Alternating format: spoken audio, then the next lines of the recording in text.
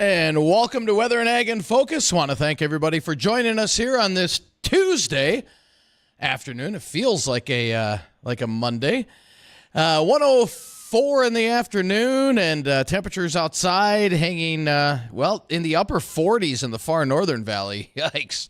But temperatures pretty close to 60 here in the FM area, and we're pretty much going to stay where we're at. Might rise a degree or two more, and can't even rule out an isolated sprinkle, although I think most of that will be confined to the northern valley and into areas of western Minnesota. We could use some drier days around here, that's for sure. It's been a little bit on the wet side, to say the least. I believe there we've got Justin just pulled in here, and Bridgette, do we have Bridgette on the phone, Addison? All right.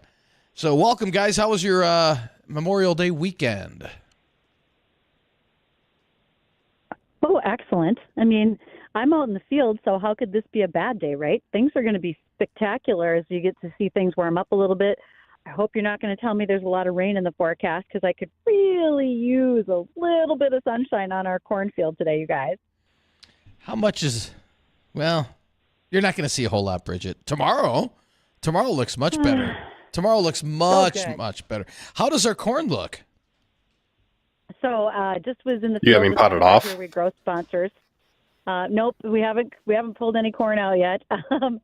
So this was out here today with Marcia Van Leer. She's with Gowan. She's going to join us after 1:30 today to talk about it. We staged the corn.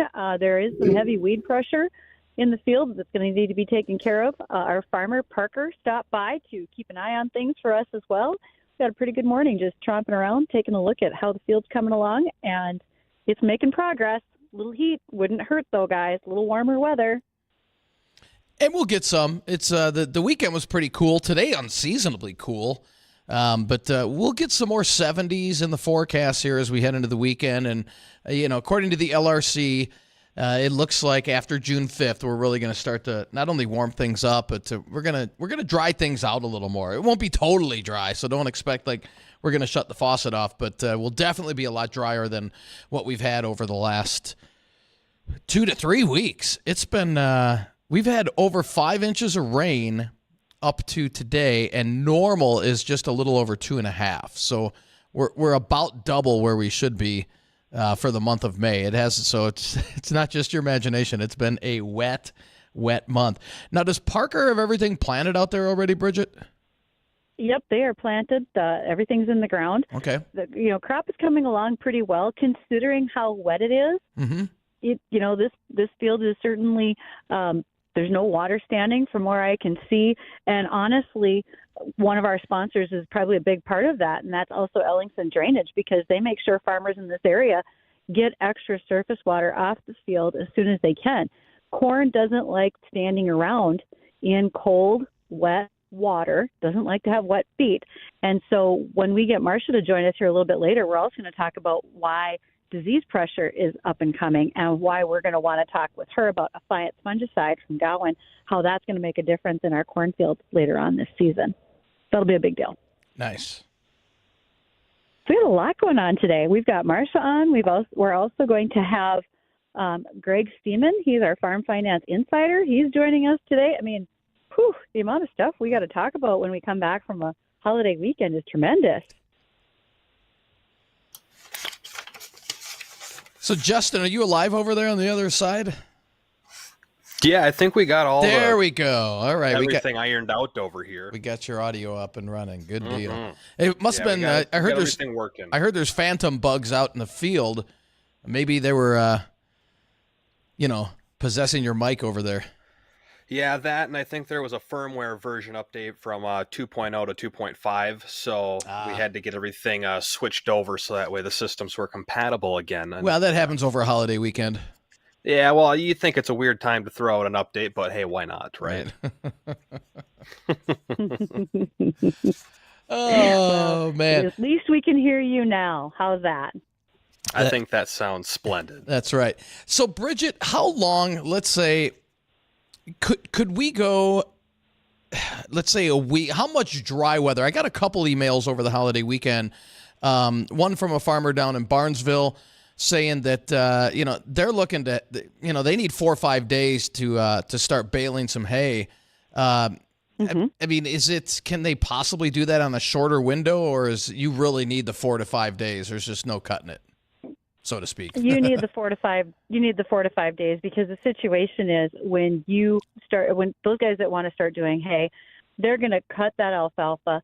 They want it to lay down, and they want it to dry out nicely. And if you continually have rain on it, it doesn't dry out. When you bale hay and it's wet, it can become hot. And I've actually seen bale stacks or haystacks start on fire from bales that got hot and would combust. They've burned down hay sheds as well. So we don't want to have that situation. We really do want it to be dry. And really the hay keeps better. If you have it baled up and in good storage condition, it doesn't rot or anything like that. It's got better quality for the livestock that you're going to be feeding it to. So all good things. Okay. That's kind of crazy to think that a hay bale could actually set itself on fire from getting so hot.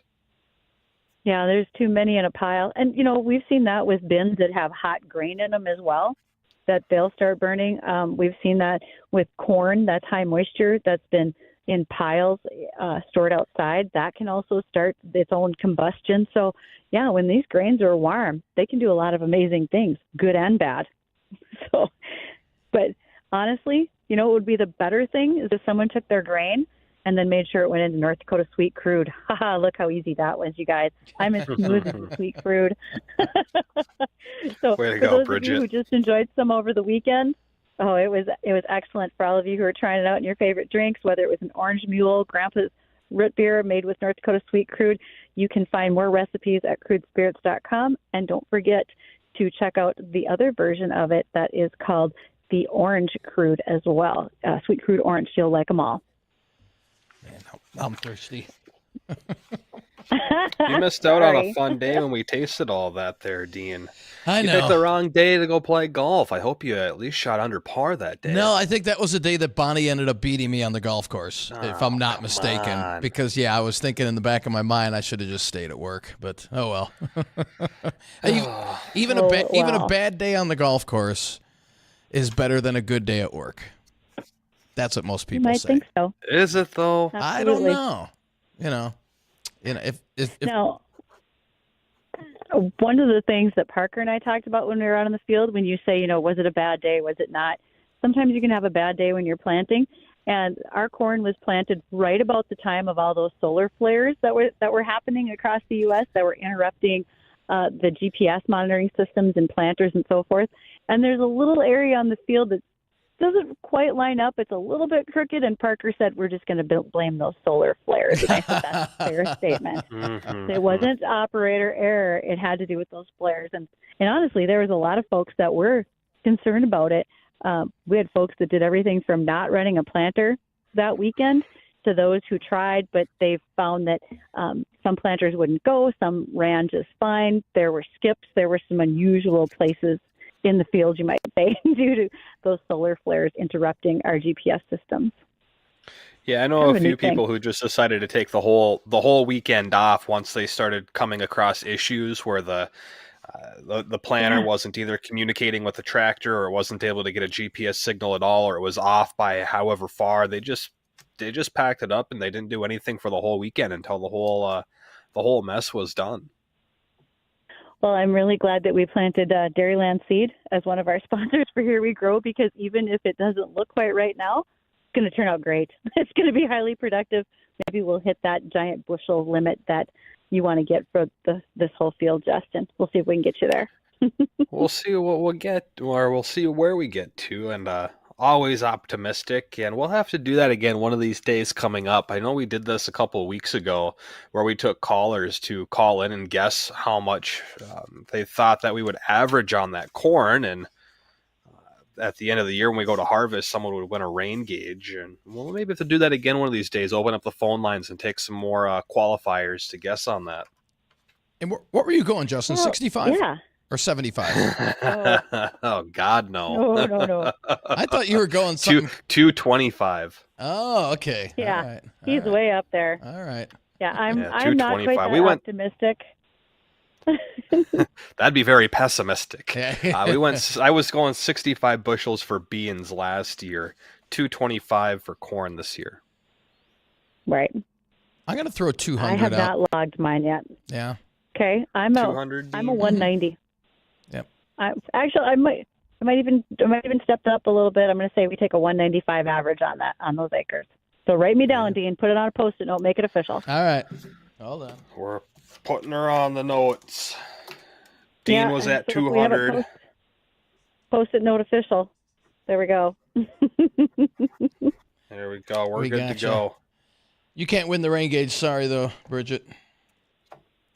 Well, I Well, might it's not not be like able she to hasn't win a smuggled rain about gauge. 6 of them. Yeah, no kidding. Just one. Gosh, you swipe one thing from the office, and everybody's all concerned about that. You, right? No. You get caught swiping one thing. When you get caught swiping one, you know there's been at least 3 or 4 that have actually gone out the door. You guys think I drive a pickup for any other reason? Yeah, Silly you. Come on, I can't fit all this stuff in a car. Oh, My man. Of course not. Well, Bridgette, we've got a couple of guests coming on the show today. Who do we have? It's going to be a big day. So as I mentioned earlier, Marcia Van Leer with Gowan is going to join us after the 1:30 hour today. We're going to talk about Affiance fungicide and timing. For farmers right now that we see wet fields, when should we be applying fungicide to our corn? Certainly we're going to want to be doing it for our small grains. Remember, no barley, no beer. So we want to make sure that all of our barley crop as well as our wheat is well taken care of. Before Marcia joins us, we will have Greg Steman. He is with Starion Bank, and this is our Farm Finance Insider segment that Greg joins us for every month. And I got a list of questions for Greg. There's some pretty interesting ones. I can't wait to see how he approaches those from a banker's perspective as we get ready to not only think about what we're going to be doing for this growing season, but next year and beyond. Just never know what exciting enterprises might come forward for anybody who wants to farm, including ourselves. might be some good ideas out there if you just haven't used them yet. Mm-hmm. And if you want to join in on the conversation for any of those guests, feel free to do so. Give us a call on the Red Wing Shoes phone line. That's 701-293-9000. Emails to the program are weatherorag@flagfamily.com, as well as those comment boxes. They're available for you to utilize on Facebook and YouTube Live under Weather and Ag in Focus. We'll get caught up with the American Ag Network, and we'll be right back, so stay tuned. Greg, you want a water or something?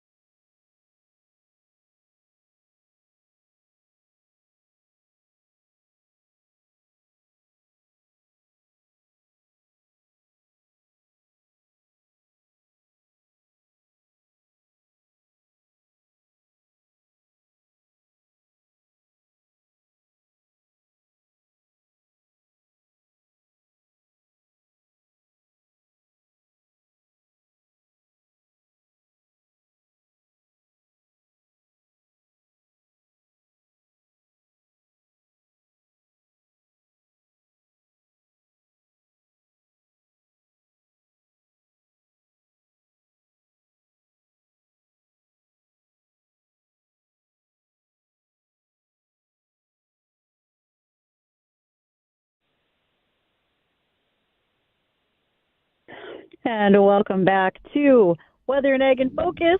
Today is our Farm Finance Insider segment with Greg Steman. He is with Starion Bank locally in the Fargo area. And Greg, how are you today? Yeah, I'm doing very well, Bridgette. It's great to be back and visiting with you guys. It's funny when you guys had the discussion earlier about, sun flares literally shutting a farming operation down for the weekend. I think this is how old I am. I took great pride in being a really straight row crop planter. I could plant very straight, but I had none of the GPS or anything like that. So it's interesting how much times have changed, right? You would have been much better on the farm than what my dad told me I was. I was quickly removed from cultivating corn due to the amount of iron blight I would cause by getting off a row and just wiping out all sorts of plants. So you could have done better than me. Well, I get concerned about. My sister kind of did the same thing, and so I'm wondering if it's not kind of a plot to say, "Hey, how do I get out of this? I'll just do a terrible job, and then I don't have to be relied on anymore." The reality is, Easy I'll way never out. tell. Exactly. Greg, so many questions have been coming in as listeners listen to us and send them into, again, our emails, agorweather@flagfamily.com, as well as our phone number, 701-293-9000. And one of them was, as a banker, do you have a preference or a concern if someone wants to either lease or buy their equipment? Is there a difference in how you weigh those out for a farmer in their in their operating loans, et cetera? There's a difference without question. The nice thing, I always kind of go back and, first of all, if you buy it, you own it. It's yours. The second thing, though, when you look at leasing, it typically stays under warranty. You kind of control your repair costs, and then you have the ability to keep really updated equipment in your operation. Now, that's something that you have to kind of budget for on an ongoing process. If you purchase, eventually you'd like to think you're going to get that paid off. Typically, we talked about amortization schedules. For machinery and equipment, it's usually 5 to 7 years. Although with some of these unique prices and pieces of machinery, maybe it gets extended. That's a case by case basis. And then you'd like to think maybe I have 3 or 4 years without a machinery payment or without a piece of equipment payment. It just depends on how you budget it. You have to budget it differently. The nice thing about owning is you get a chance to depreciate it. The only problem with depreciation is not enough farmers have, delayed tax liability on their balance sheet. If you depreciate everything out, everything that you would sell that for or get for it, that's taxable. And so it's a matter of making sure you keep an accurate balance sheet. But I don't know that there's a preference, Bridgette. It really comes down to what fits the operation best. How does the cash flow work, and how do you handle it? And do you want to have a few years where you kind of back off on some payments and build back up some operating capital? Those are all conversations that are probably unique from one operation to the next. Fair statement. Not everything is a one-size-fits-all from one operation to the other, and making sure you know what works best for you, not only as the banker, but probably with the tax accountant is what matters most, correct? Agree. That conversation has to be had as well. That's part of your production team is your tax accountant.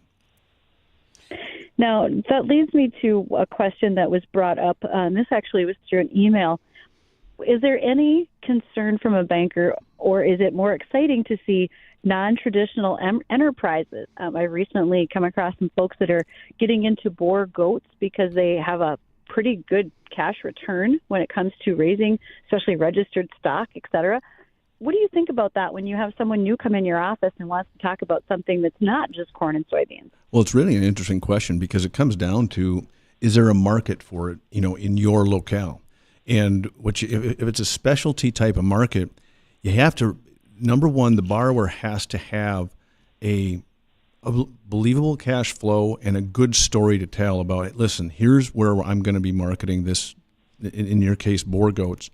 And I know that there's a demand, and I know that these prices that I have in my projections are legitimate. Now, when it comes to different banks, it depends on how risk averse they are. It doesn't mean that they won't make the loan. It means that they may take that specific livestock or that specific specialty product as collateral, to a certain percent. But if they're not totally confident in the ability for the market to exist, or maybe they have a few questions or hesitancy about the projections, they can take additional collateral as what we call an abundance of caution. Collateral is always a last resort as a banker. You don't ever want to rely on the collateral, but from a safety and security standpoint, banks have to be well collateralized with their loans. And so if you have to take something in addition to that specialty product, it might be something else. Maybe it's some real estate, whatever it might be. But typically the borrower will understand, and it comes down to the risk tolerance that each institution has, and then how well that story is told, how well the projections are put together as far as to whether or not that loan can be repaid. And Greg, I've got a kind of a two-part question. With the interest rates, they've been obviously pretty high. They're starting to come down a little bit. Have you seen less borrowing because of the interest rates, or that really hasn't played a whole big part of it? No, it's a good question. It's a fair question. I don't know that I've seen less, because I think typically people that are in a really strong working capital position don't necessarily have to borrow anyway. But there are those that don't want to necessarily bleed that working capital down. They kind of have to go between, well, maybe I don't necessarily need as much. Maybe I'll borrow, this much less, and so my interest expense isn't, crippling me. But there are those who typically borrow their entire operating line every year. They're not necessarily in a position to have a strong working capital position, yet they're still cash flowing, they're still reducing debt, those things, and improving their balance sheet. So I don't know that we've necessarily seen less. I would say if we have, it would be with the stronger, lower risk borrowers. And the second part of that question is, this being a presidential election year, does that have any effect in terms of, I'm going to hold off until the end of the year to see, all right, we get a new president in here maybe and interest rates drop. Is that a factor?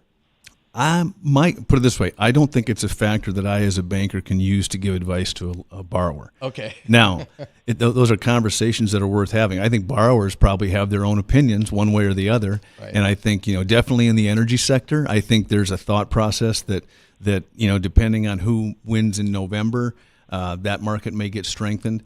It's a little bit more difficult of a conversation when it comes to agricultural products, but at the same time, a stronger economy benefits everybody, but it's there's no question those conversations are being had. It's not necessarily from an advisory standpoint as a banker. Okay.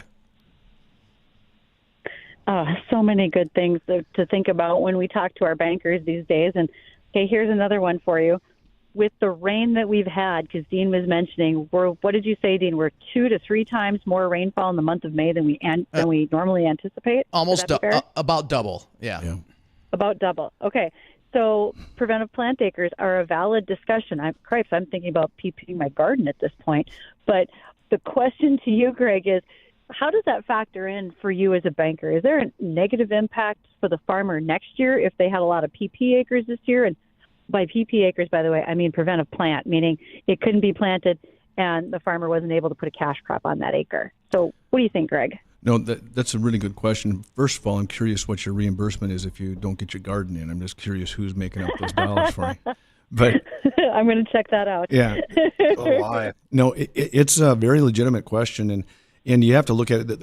In my experience, people will sit out there and go, "What? You can get paid for not planting anything on those acres?" I don't know a producer that would prefer to have that happen. Almost every producer I talk to says, I would rather get every acre in the ground. They want to harvest a crop, and so no one wants to really have to put PP in. But to your point, Bridgette, with these conditions, unless there can be a good 10-day window for people to really finish things up, I think PP is legitimate. But those conversations between the banker and the producer are vital, because let's say you have 30% of your acres that you don't have to, spend to put inputs in the ground. Well, you want to make sure as a producer that you're not borrowing that full line of credit, because you don't necessarily have the harvestable crop to turn around and reduce that debt. And that goes back to conversations. Bankers are going to be aware of weather situations that have limited the opportunities to get a crop in the ground. And then you have to have the conversation, say, hey, how many acres are we looking at? And then you have to maybe monitor that line of credit. And typically, your borrowers. And typically, you'll know the borrowers that at the end of the year will come in and say, oh, yeah, I didn't tell you I spent some of my operating line on this thing over here. You've got others who are really good at communicating, very proactive and saying, hey, by the way, That's what, this advance is for this specifically. So I think it's an ongoing conversation between banker and producer, but it's a legitimate thing to have at the forefront of your mind, especially in these times, Bridgette, when you're looking at weather conditions that could prevent some acres from being planted this year. Greg, Steman, thank you so much for joining us as you do each month. We always have great topics to talk about. They're pretty wild and varied, and just really appreciate your honest opinion on what folks can think of as they talk to their bankers and what faces farmers. Well, hey, thanks a lot. I enjoy coming on here every month with you guys, and always appreciate the opportunity to have a good conversation.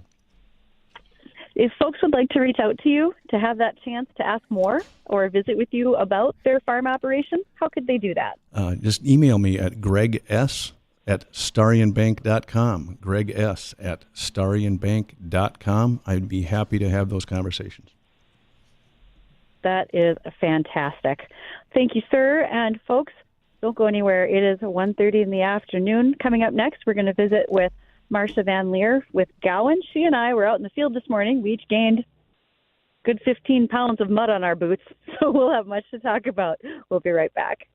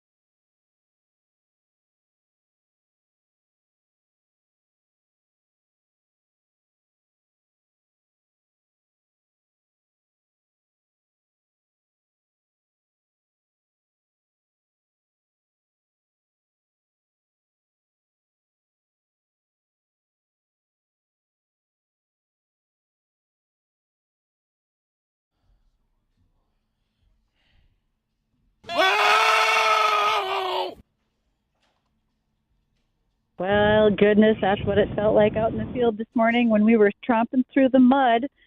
Marcia Van Leer with Gowan Company joined me not only earlier today, but she's here now. Marcia, I don't know about you, but it was a great leg day, just trying to cover the cornfield today. Yeah, we can skip that one for the gym. That's right, we're going to be good. Marcia, Gowan is a Here We Grow sponsor. So can you tell us a little bit about your company, and then we want to visit about your preferred product, Affiance? Sure. Sorry, I'm driving at the moment. Gowan is a family-owned company. We're based out of Yuma, Arizona. We are in the basic manufacturing business with ag chemicals. We kind of operate like a big, I don't even know how many companies there are anymore, but we're, like I said, still family owned. So we're very close to, the CEO, the founder of the company. I mean, you go to a meeting and you're having supper at the founder's daughter's house. It's kind of crazy. It's just a really big family-oriented company, which is awesome. products that we have. So we deal a lot in the egg business. We also have T&O products. Don't ask me about that because my T&O experience is not very good. Okay, explain T&O. You got to tell people what that Turf and means. ornamental. Thank you. Turf and ornamental. Greenhouses and golf courses is basically what I get out of the whole thing. And I'm not a good golfer, so yeah, we're just going to stay away from that one. Yeah, I'm not. And Marcia, Just a sad story. Marcia, we got an email in here, said, I know Marcia quite well. She's probably speeding right now. Please tell her to slow it down a bit. So I'm not sure who that's from, but they know you very well, I guess. So, yeah, it might have been for my husband. I don't know. I will tell you this. I have a very safe driving record. So I may let some words fly every once in a while in traffic, but I have a very safe driving record. So it's normal, totally normal. Okay. Yeah. You know, a little bit about our product, Defiance. So Defiance is a corn and soybean fungicide. I should probably get the right words there. It is tetraconazole and azoxystrobin, so it's a two-mode of action type fungicide, which, you know, in today's day and age with resistance and everything else, the more you have in the tank to offset some of that stuff, the better you are. The one thing with Defiance is it's extremely plant mobile.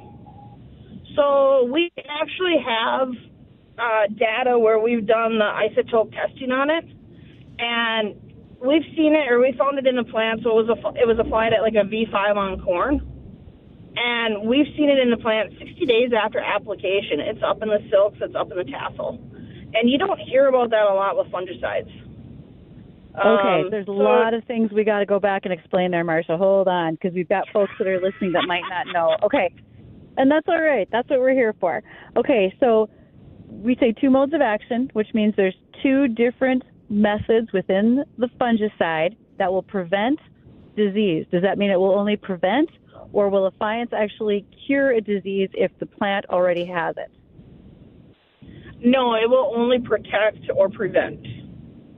Okay, that's good. So it does not have curative properties. Okay, so when you say plant mobile, you mean that this, once it's applied and it's absorbed through the leaves, this fungicide moves throughout the plant for protection. It doesn't just stay in one spot. It's not like a Band-Aid. It actually works throughout the entire plant. Would that be correct? Correct. So the thing with Defiance is it's mobile within the plant two different ways. So it's mobile as it goes through the cuticle layer. So then it's also mobile as it goes up the water layer. I guess that's the best way to explain it. Yep. So you don't just get the protection where it spreads out on the leaf and it's protecting that, but it's also going down into the roots, and then it's coming back up through that water layer, and it's protecting new growth. Okay. Okay. I got one for you, Marcia. You had said that after application that the Defiance can be detected 60 days later. You were saying something along those lines, were you not? Yes, correct. So how does that stand against, say, either competitors or other similar things where you're applying this to a plant? Is that kind of an average of 60 days, or is it more like 20 days? What does that look like just in general terms of putting an application onto a crop and how long it's active for? That really depends on the product. So we know with one of the main products with Defiance that stays around in that plant for 60 days. We know that. The interesting thing, most of the fungicides, I will say, probably do not stand that long because of the fact that we're always spraying. So, like, take sugar beets, for instance. we have such a Cercospora issue that we're on 4, 5, 6 times they're spraying different fungicides out on that field to protect that plant. Corn's a little bit different. We'll spray corn, once, maybe twice in a year to protect that plant. I would say most of the corn fungicides, I don't know that they're geared for as early as we apply Affiance, so we really like that early application timing. I can't really speak for the other ones that are on the market. I just know what our product does out in the field because that's what I have the most experience with. Okay. Marcia, one of the things that you mentioned was V5 for corn. So when the video comes out that you and I made this morning, we were really only looking at our first true leaf on the corn. Can you explain a little bit about V5, maybe like the size of corn? Realistically, our corn is still pretty short, but what's the right timing? Can we mix it in if we're doing something else in the field, that type of thing? So one of the major selling points of Affiance, and the reason why I like it, is because it mixes very well with herbicides, and that V5 timing, anywhere is really from like V4 to V8. Now, when I talk about V5, what I mean is that's the 5th true leaf that's out on the plant. Okay. You'll see in the video that Bridgette and I did, that corn plant was at V1, but it looked like there was, 2 or 3 more leaves out there? Yeah, getting ready to put collars on. Right. So you'll see that in the video. It's a little bit easier to explain when you watch it there. But that V4, V5, V6 timing that I talk about, that's really when we're doing most of our herbicide spraying.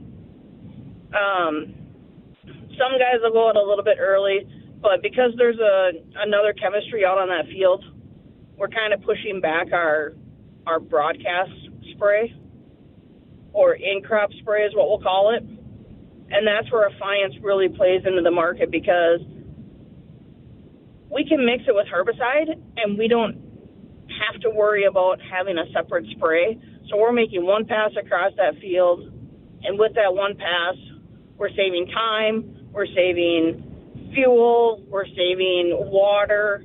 Where there's so many benefits of doing it at that time as opposed to making its own spray later on in the season. Good points. Very good. As we talk about corn right now, I'm going to switch over to our small grains. Can Affiance be applied to wheat or barley? And if not, should we be concerned about that right now? I personally look at disease pressure with all this wet moisture, but I want your opinion as someone who's also been actively in the field. So no, Affiance is not labeled on small grains. But that being said, with these guys going out and doing their herbicide with small grains, I would definitely throw in something. In my past life as an agronomist, it was, as I called it, cheap insurance. It's cool, it's wet. Really, if we're putting fungicide in now, we're saving ourselves some, stem disease, leaf disease, which is going to pop up here. We know that it's going to happen. It's just kind of the way of our environment up here. Mm-hmm. It's not the time to be skimping on an input, especially with how economical it is. Okay. Well, that's a great point. Don't try to cut the dollars early on in the season because right now is when we need that protection the most. Exactly. I mean, it doesn't make any sense at this point to shoot ourselves in the foot. Right. Like I said, we've got the moisture, we've got the cool weather. We want to give everything that we can to help these plants move along.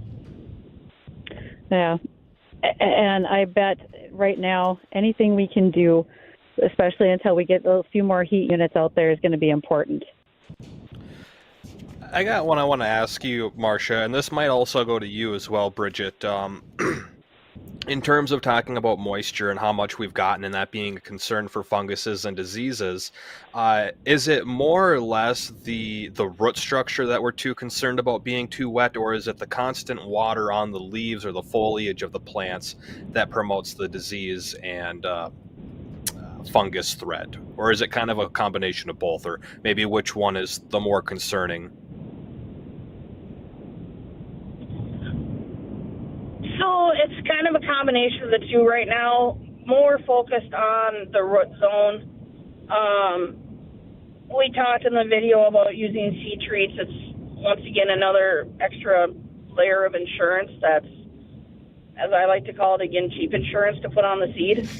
But as these soils are cool and they're kind of, I won't say waterlogged, but pretty darn close, that's just breeding grounds for some of these diseases.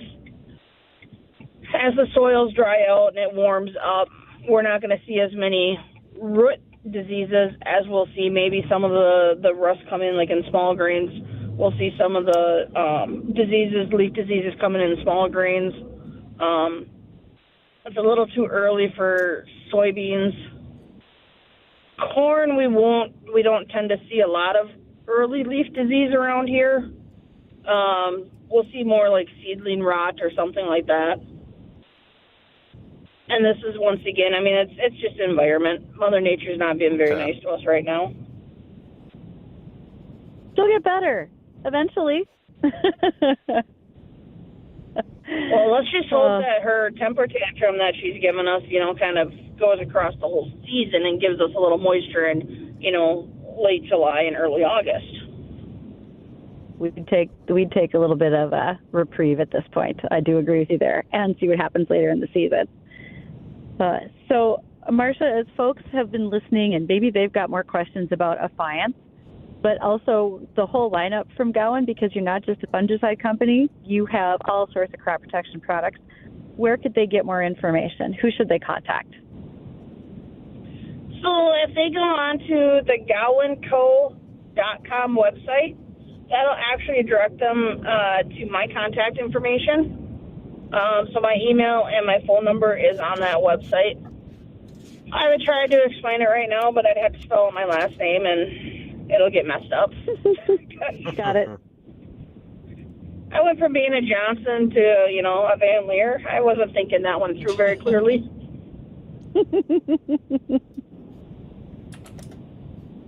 Okay, so use the website and also talk to your local retailers that carry Gowan products. They would be very helpful as well, I'm sure. Yes, they all have my contact information. And I love getting calls from growers. I'm kind of weird that way. So, if a grower has a call or has a comment or has a question or whatnot, feel free to contact me. Get a hold of your retailer. The retailers know how to get a hold of me, and they know that I answer my phone, pretty much 24/7. And I'm not afraid to be out there in the field as we were talking today. I mean, Gowan's tagline is keep your boots muddy and your fields clean. And, that's what we do. We did that today. We did that real well today. Thanks. I try. All right. Thank you so much, Marcia. Folks, don't go anywhere. We need to recap the weather. What's going to happen for the next few days? It's clouding over as I sit right here north of Clinton at our Here We Grow field. And we'll get to some news headlines in the world of agriculture. We'll do that right after this.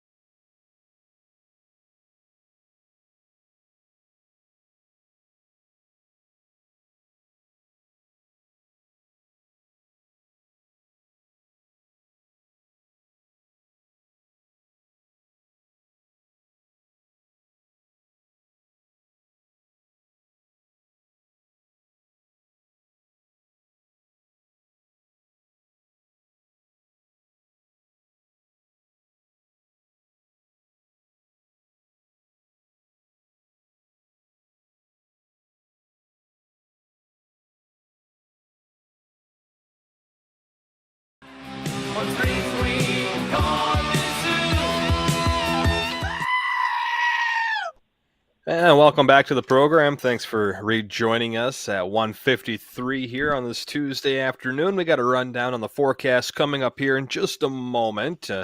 If you want to call in, ask any questions, and join the conversation, feel free to do so. We got another 6 minutes left of the show. 701-293-9000 is the Red Wing Shoes shoe line. And before we run down that forecast, why don't we hit a couple ag topics here, and we'll get those out of the way. And one of those, Bridgette, being genetic testing for weeds. Well, as we were out today talking and looking at weed identification, and no, not that weed. I'm talking about things like kochia and ragweed. There is some help that's on the way now Ditch? from the not ditch either. So there's a place in Fargo. It's called the National Agricultural Genotyping Center, and it's on NDSU's campus. They've developed a rapid test to detect the mutation from the DNA of leaves of a kochia plant or of a water hemp plant, and they can test for resistance to PPO herbicides. Now, in order to do that, you need to take 4 leaf samples, and this is only 4 samples per farming operation, so you can take samples in different fields. And if you are one of the first 1,000 samples that are sent in, North Dakota has achieved sponsorships from the Corn Utilization Council, Soybean Council, Specialty Block Grant, and Minor Crop Utilization Grant in order to pay for those samples to be tested at no charge. But this does help us confirm whether or not fields do show resistance to specific herbicide groups and make sure that we can then treat those fields appropriately to control weeds. Kochia is a big yield robber. Nobody wants to see that hanging around, that's for sure. Definitely not. And speaking of yields, you were saying you haven't gotten your garden in yet? I have not. Every time it's about ready to go, it rains again. And where I'm at, I have the soil types that if you till it too early, it will put up a lot of chunks, and then it'll dry out and it'll get hard like concrete. So wanting to make sure that the soil conditions are right, which is the same situation many farmers are facing. As much as they'd like to race out and plant a field and get a crop in, can't really do that until it's right for the tillage, for the planting. Otherwise, it's just going to create a mess all summer long for you. I see. And maybe you could tell me what the buzz is about bees. That's our last little topic here for today. We have had a number of folks that we've talked about bees as of late, and it really struck me as just over the weekend I saw a semi with beehives on it that was netted, and it was on its way to its next stop, you might say. Many bees are kind of like snowbirds, and they head south for the winter. Well, they're on their way back. They're being placed in a variety of spots around the area, and we've had some fun facts when it comes to bees. We know that there are actually 20,000 different species, but only 8 of the bee species produce honey. And one bee itself will only create about 1/12 of a teaspoon of honey. So that 12-ounce jar that's in your pantry, that was the life's work of 864 bees. Give them a moment of gratitude for producing your honey. Took a lot. And as we learned with one of our prior guests, the queen bee, she doesn't really rule the hive like you would think about a girl in high school. The queen's job is she's literally there to lay about 1,500 eggs per day while the worker bees clean and feed her, pre-digest her food, making sure that she is constantly cared for so she can keep cranking out the eggs to continue to refurbish that hive with new workers and more. So interesting little facts that go into the bees that we see every day. They actually can detect odors in the parts per trillion. That's about like finding a grain of salt in an Olympic swimming pool. So honestly, they can be useful in locating landmines. That happened in the Balkans during the 1990 Yugoslavian wars, that researchers trained bees with the scent of to find explosives by using a sugar solution, and the bees would then cluster where the landmines were at. They were so light they didn't trigger them, but then the landmines could be safely removed. That is wild. Yeah, pretty thought cool. I'd share that little fact, you guys. Wow. I thought you'd like that. Cool. That is cool. Yeah, definitely. Well, how about a quick rundown on the forecast there, Dean? What's the rest of the day look like? Yeah, we've got, we'll call it partly sunny skies for the rest of the day. Temperatures in the 50s, Northern Valley, right around the low 60s in the Southern Valley. An isolated sprinkle can't be ruled out. And then chilly one tonight down to 40. Sunshine and breezy for your Wednesday with highs back in the low to mid-70s before more rain comes back in the forecast for Thursday. Some of those storms could be on the strong side. So for Bridgette and Justin and myself, want to thank everybody for tuning in this afternoon. Don't go anywhere. The number one show in the afternoon, the Jay Thomas Show, is coming up next.